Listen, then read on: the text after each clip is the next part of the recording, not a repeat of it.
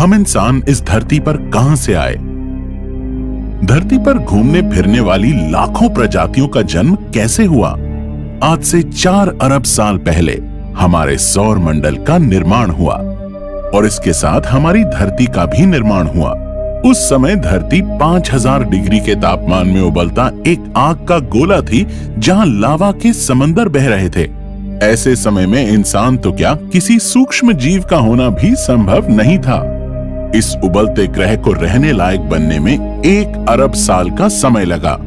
हमारी पृथ्वी पर 2 करोड़ सालों तक लगातार लाखों एस्ट्रॉइड्स की वर्षा हुई।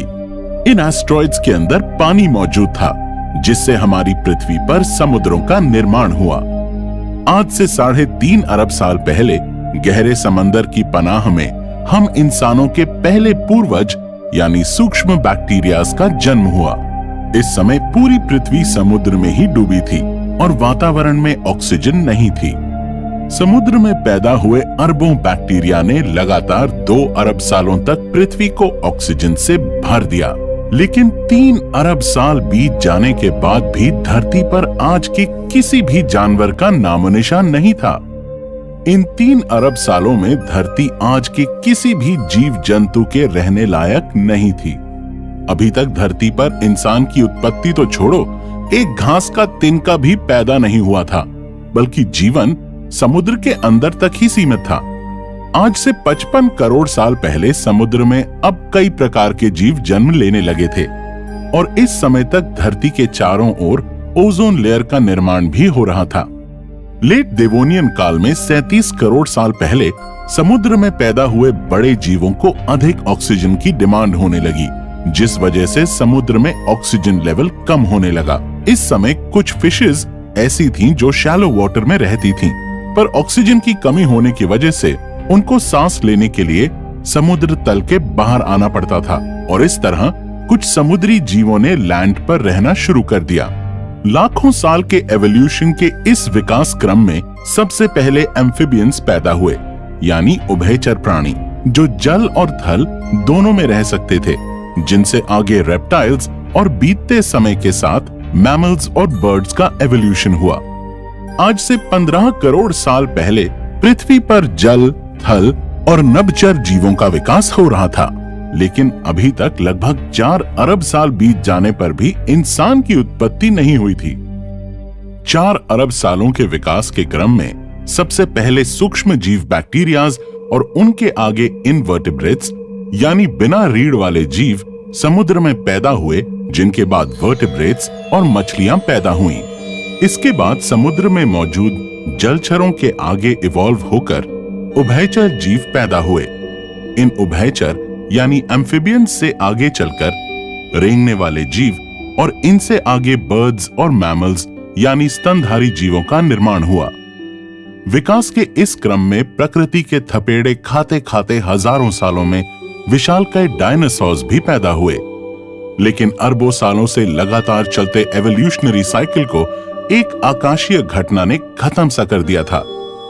आज से 6.5 करोड़ साल पहले एक एस्ट्रॉयड ने धरती पर समस्त जीव प्रजाति के साथ डायनासोर को भी खत्म कर दिया था। इन 4 अरब सालों में धरती पर एक बार नहीं बल्कि 5 बार प्रलय ने जीवन को खत्म कर दिया। लेकिन डायनासोर्स के खत्म होने के बाद मैमल्स बच गए। ये मैमल्स चूहे जितने छोटे जीव थे, जो बिलों में छुप जाने की वजह से प्रकृति के कहर से बच गए। अब यही मैमल्स आगे चलकर मल्टीट्यूबरक्युलेट्स, अडैपिफॉर्म्स और कार्पोलेस्टीज जैसे मैमल्स में इवॉल्व होने लग गए।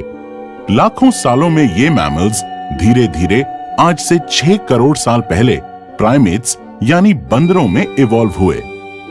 इन प्राइमेट्स का दिमाग अब बड़ा होने लगा।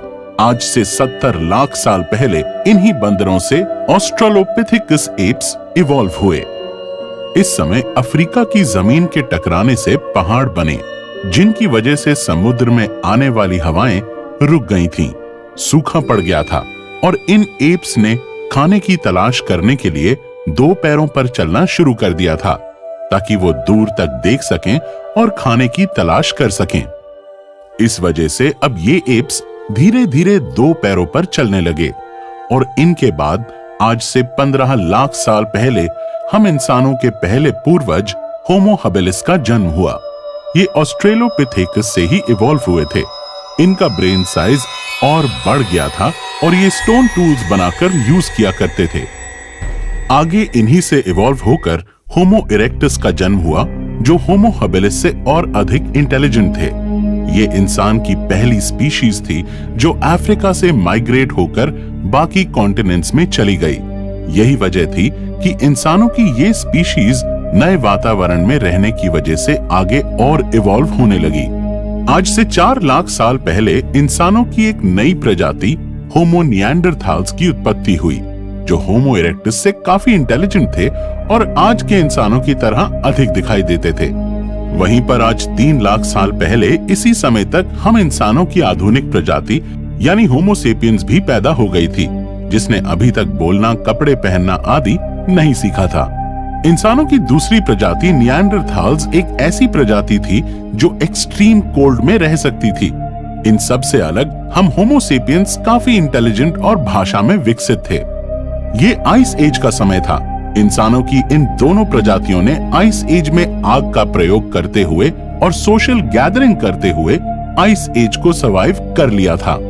लेकिन कुछ कारणों से निएंडरथाल प्रजाति आइस एज के अंतिम समय को सर्वाइव नहीं कर पाई और अंत में इंसानों की इतनी सारी प्रजातियों में हम मॉडर्न ह्यूमंस ही सर्वाइव कर पाए। हम इंसानों की और भी कई प्रजातियां इस बीच पैदा हुई थीं, जो अनेक कारणों से लुप्त हो गईं। उदाहरण के तौर पर 1 लाख साल पहले इंसानों की एक स्पीशीज होमो फ्लोरेंसिस भी पैदा हुई थी, जिसे हॉबिट स्पीशीज भी कहा जाता था। इनकी हाइट काफी कम होती थी, लगभग 3.5 फुट यानी 1 मीटर। इंसानों की ये प्रजाति भी कई एनवायरमेंटल फैक्टर्स की वजह से सर्वाइव नहीं कर पाई, लेकिन हम होमो सेपियंस अपने तेज दिमाग की वजह से लगातार सर्वाइव करते गए। हमने आग का आविष्कार करके पका हुआ भोजन खाना शुरू किया, जिस वजह से हमारे शरीर में भोजन पचाने में अधिक ऊर्जा का प्रयोग नहीं हुआ और बची हुई इस अतिरिक्त ऊर्जा ने हमारे दिमाग को और विकसित किया। इस अतिरिक्त ऊर्जा की वजह से धीरे धीरे हमारे दिमाग का और अधिक विकास होने लगा।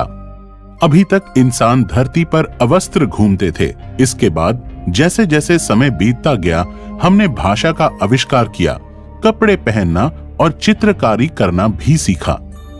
पिछले 4 अरब साल की हमारी ये कहानी ये बयान करती है कि ये सभी भांति भांति के जीव जिन्हें हम धरती पर देखते हैं, ये सभी हमारे परिवार का ही हिस्सा हैं।